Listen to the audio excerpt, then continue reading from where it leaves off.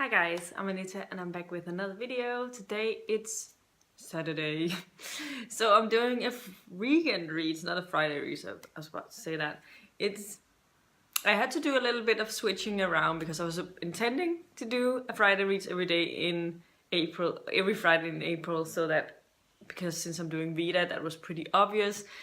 But suddenly I had some plans yesterday, so I didn't have time to film anything. I didn't get home until around 11 p.m. last night, so I had to schedule something else.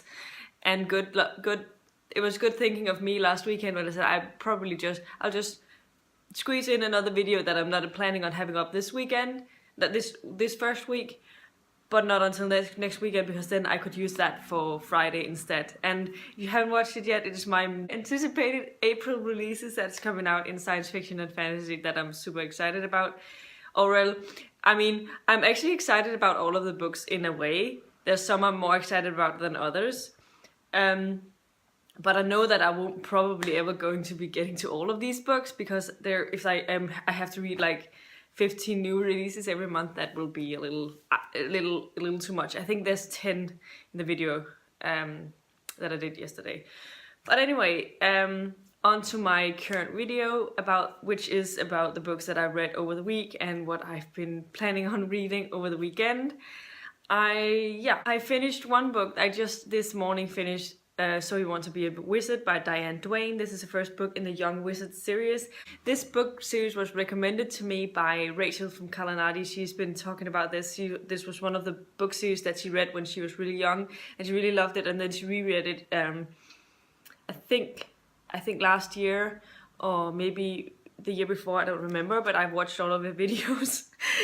So I know that she read this while she's been doing booktube and stuff. So and she did she just made it sound so like something I really would enjoy. This is an 80s middle grade fantasy book, and it follows these two people. First up we meet Nita, who is, or Jonita is her name. Nita is sort of trying to escape some bullies, and she ends up in the library, and she's just going around trying to browse through the shelves, and then she comes across a book that's called So You Want to Be a Wizard. And so she stops and sort of thinks to herself, that's actually possible, starts reading it, and things just go on from there. She meets this boy called Kit, who is about the same age as her, and they find out that they have to go on this quest to find this book that's been stolen, and if it comes in the wrong hands, then it will be really catastrophic. So they have to go through that, and the magic system is super interesting. It's set in New York City, so I've never really read anything that's been set in a big city like that, in this vein, like when I feel like everything else is just set on the school or something like Hogwarts and other places.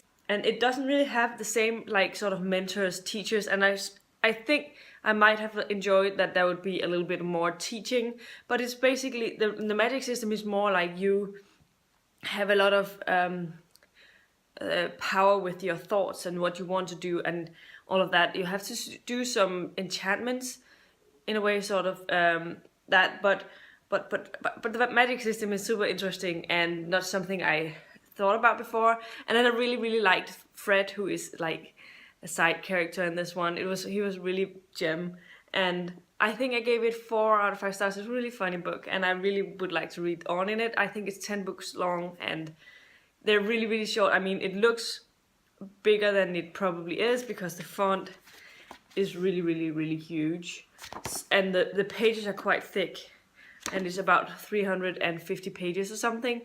I read about 80 or 90 pages an hour, so that says a lot. And I usually read, if I read a book in a faster pace, I'm around 45 to 50 pages an hour, so that says a little bit. Mostly my reading speed is around 40 pages, 35 to 40 pages. I'm not the fastest of readers, but yeah, enjoyed it, would recommend it if you're into sort of middle grade fantasy and people who discovers magic and sort of that trope. I think you'll really enjoy it. And I like that it's such an old book, so it's not inspired by Harry Potter. You can't say that this it's just a new Harry Potter book. It's not because it was before Harry Potter, and I think that's a really great thing. It is its own thing and it's very different, still has a very magical feeling to it. I forgot to mention this, but I also wanted to do this video like a catch up with how I'm doing with the taking my owls thing. And this book works for secret society things, so it works from a defense against the dark arts. And yeah, so one owl down. I'm still reading Song of Achilles by Madeline Miller. I'm enjoying it, but I'm still at the same spot as was last weekend. I'm on page 14. No, I'm on chapter 14, page 146. And as I'm said before, I'd like, this is the second part and this is the third part. I just would like to read this and finish it over the weekend. But we'll see, because my main priority this weekend to finish is actually The Bear and the Nightingale. I am about halfway through it, I think. I think I'm about halfway through it. I'm really enjoying it. I decided, in the beginning I sort of listened to the audio a bit, and that doesn't really work for me, so I switched back to the ebook. I'm really happy I got the ebook and down on my overdrive so I could read it if I wanted to, and I'm definitely planning on reading that, so that will be my main focus over the weekend. And then I'll be dipping into this once I finish Bear and the Nightingale. It's a pretty fast read when you sit down and read both of these, so I just should get on with it. Another book that I've been working on over the last week has been Senlin Ascends. This is the audio that I've been working on, and I've been listening to a lot of audio at work, so I'm a lot further than I thought I would be at this point. I'm about 80% through it. I think I have a couple of hours left, but this is because my colleague stopped just before Easter, so I have the office to myself again, and it's very quiet in there, so I decided to just sit and listen to audios whenever I could, because it's just a little boring just sitting there by yourself. And now I don't feel bad about putting on my headphones and sort of sit there and listen to my audios. Yeah, I'm close to finishing it and I'm really enjoying it. It's a very interesting sort of fantasy which follows, is it Thomas Senlin? I forgot if it's Tom or Thomas. And he comes to this Tower of Babel, which is a huge tourist attraction thing. And he gets there, he's newly married, I think they're on their honeymoon, but I'm not sure about that. But then his wife and him, they sort of get separated because first up her wife sees something that she wants to check out further, and Thomas Senlin finds that he has been robbed from his suitcases, so he's trying to find them, and they get separated, and then he has to go into the Tower of Babel, all of these different layers to this tower, and try and find her in a quest to find his fiance again. And so that is basically the premise, and it's really fun. It takes so many different directions and I'm really enjoying it. I cannot wait to finish it. I have a great feeling about this. It's not like my favorite fantasy, but it's a really fun fantasy, and I think the narration style is pretty interesting. I like it. It's not my favorite by any means, but I really enjoy the narration anyway. And yeah, so those are the books that I've been working on over the week. And over the weekend, as I said, I want to finish Bear and the Nightingale and make some progress in Song of Achilles. So yeah, but I won't be reading from this much next week, I think, because the Unicorn Readathon is starting, which I'm taking part in. I'll have my Unicorn Readathon linked in the card symbol up here. But basically, these are my picks for the Unicorn Readathon. My first priority over the next week will be to start in on Vision in Silver, work on a little bit on this. The thing is, the last couple of weeks when I've been doing VEDA, I haven't had much time to actually read something in the evenings after I come home, because it takes some time to edit and upload my videos, so it's really taking a toll.